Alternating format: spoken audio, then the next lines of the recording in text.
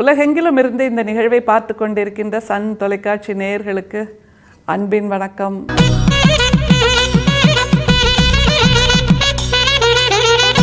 திருவள்ளுவர் என்ன தெரியுமா சொல்லியிருக்காரு? ஒழுக்கம் விழுப்பம் தரலான், ஒழுக்கம் உயிரினும் ஓம்பப்படும் அப்படின்னு ஒரு குறள் இருக்குல்ல.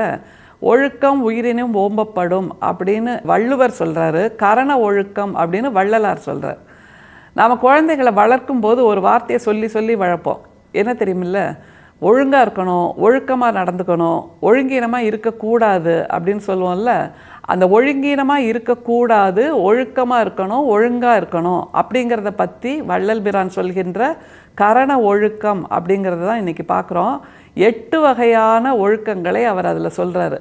அந்த 8 வகையான ஒழுக்கங்கள் வள்ளலார் வாழ்ந்திருந்த காலத்து தமிழில் இருக்கிறதே தவிர இப்போ உள்ள ஜென்சி குழந்தைகளுக்கும் இதை டீகோட் பண்ணி காமிச்சா அதே விஷயங்கள் தான் இப்போவும் இல்லை, எப்போவும் காலம் காலமாக ஒழுக்கம் என்றாகும் அப்படிங்கிறத புரிஞ்சுக்க முடியும்.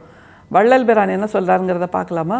கரண ஒழுக்கமாவது உண்மையான கடவுள் ஒருவரே என்று சத்திய சங்கல்பம் கொள்ளல், சிற்சபையின் கண் மனம் செல்லுவது தவிர வேறு எந்த வகை ஆபாசத்திலும் செல்லாமல் அதை இழுத்து மேற்குறித்த இடத்தில், அதாவது கடவுளிடத்தில் நிறுத்துவது, பிறர் குற்றம் விசாரியாது இருத்தல், தன்னை மதியாதிருத்தல், செயற்கை குணங்களால் உண்டாகிய கெடுதிகளை நீக்கி இயற்கையாகிய சத்துவமயமாக நிற்றல், பிறர் மேல் கோபியாதிருத்தல், தனது சத்துருக்களாகிய தத்துவங்கள் அரிஷ்ட வர்க்கங்கள் மேல் கோபித்தல், அக்கிரம அதிக்கிரம புணர்ச்சி செய்யாதிருத்தல் முதலிய இவற்றையே கரண ஒழுக்கம் என்பர். 8 வகையான கரண ஒழுக்கத்தை சொல்றாரு. அப்படி கொஞ்சம் விரைவாக பார்த்துடலாம் அது என்ன அப்படிங்கிறத. அவருடைய தமிழ் தான் நமக்கு புரியாத நிலையில் இருக்கிறதை தவிர அதை டீகோட் பண்ணிட்டா இவ்வளோதானே, இது மாதிரி இருக்கலாமே அப்படின்னு நமக்கு நிச்சயமாக தோணும். பார்க்கலாமா?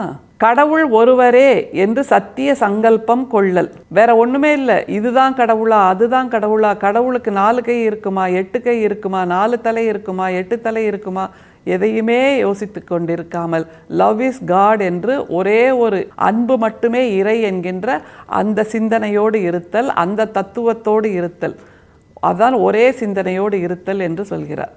அது ஒரு கரண ஒழுக்கம்.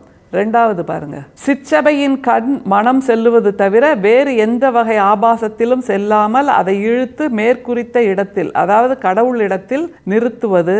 இந்த லவ் இஸ் காடுங்கிற அந்த தத்துவத்தை டிஸ்ட்ராக்ட் பண்ற மாதிரி வேற வேற சிந்தனைகள், வேற வேற தேடல்கள், வேற வேற ஓட்டங்கள் இப்படியெல்லாம் போகாம இதுதான் அன்புதான் கடவுள், அன்பே சிவம் அப்படிங்கிற ஒரே சிந்தனையோட இருக்கணும் அப்படிங்கிறதா வள்ளல் பிரான் சொல்றார். 2வது கரண ஒழுக்கமா.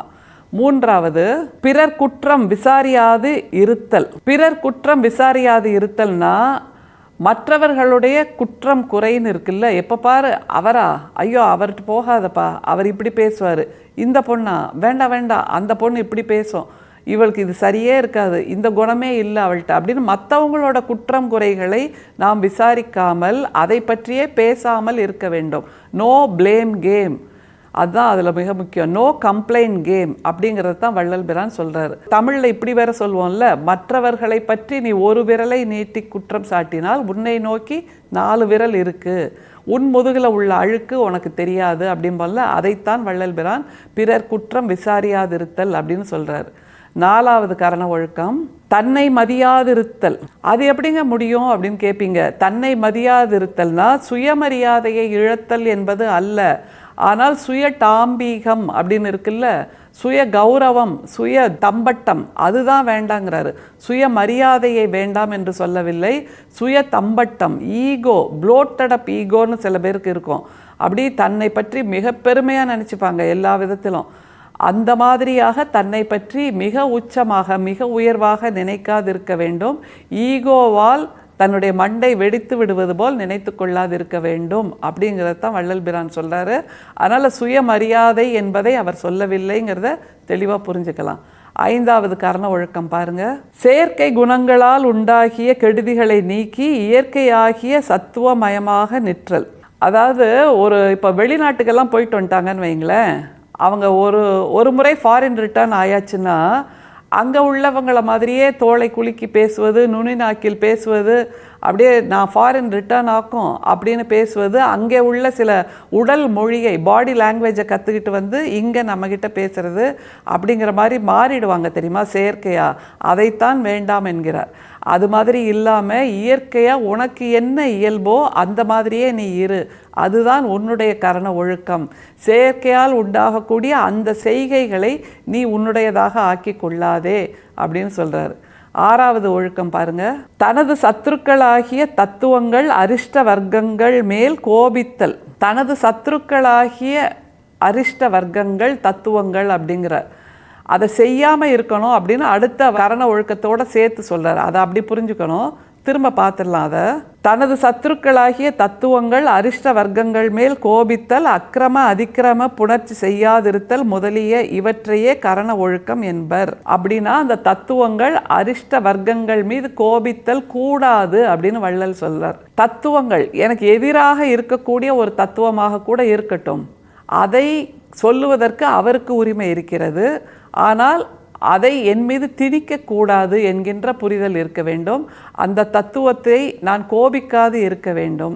அவர் அரிஷ்ட வர்க்கம் அப்படின்னு ஒன்று சொல்கிறார்ல, அரிஷ்ட வர்க்கம் அப்படின்னா அது மருந்தாக பயன்படுகிறது. அரிஷ்டங்கிறது பல மூலிகைகளை ஒன்றாக சேர்த்து நொதித்த வைத்தலைத்தான் அரிஷ்ட வர்க்கம் அப்படிங்கிறாங்க. அப்போ இந்த மாதிரி பலவற்றையும் ஒன்றாக சேர்த்து செய்யக்கூடிய தத்துவங்கள், சிந்தனைகள், இது எல்லாவற்றையும் கூட நாம் கோபிக்க கூடாது என்று வள்ளல் பெருமான் சொல்லித்தரார். 8வது கரண ஒழுக்கமா சொல்றார் பாருங்க. அக்கிரம அதிக்கிரம புணர்ச்சி செய்யாதிருத்தல். அக்கிரமம்பா அவர் சொல்றது அப்படின்னு சொல்லுவோம். அதிக்கிரமம் அப்படின்னா என்ன வார்த்தை அது?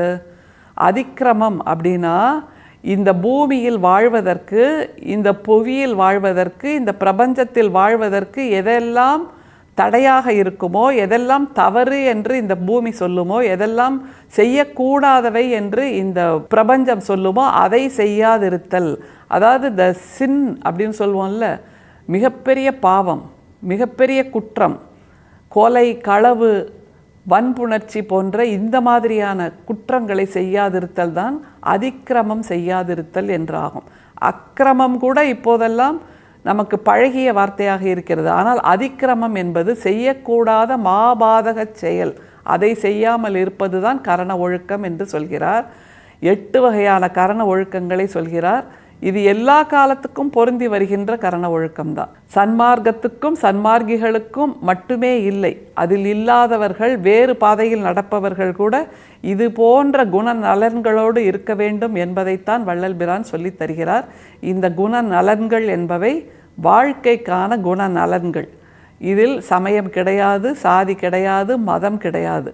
இந்த கரண ஒழுக்கம் என்பது மனசை சாதியிலிருந்தும், சமயத்திலிருந்தும், மதத்திலிருந்தும், பிற மனமாச்சரியங்களிலிருந்தும் நம்மை விலக்கி வைக்க செய்வது.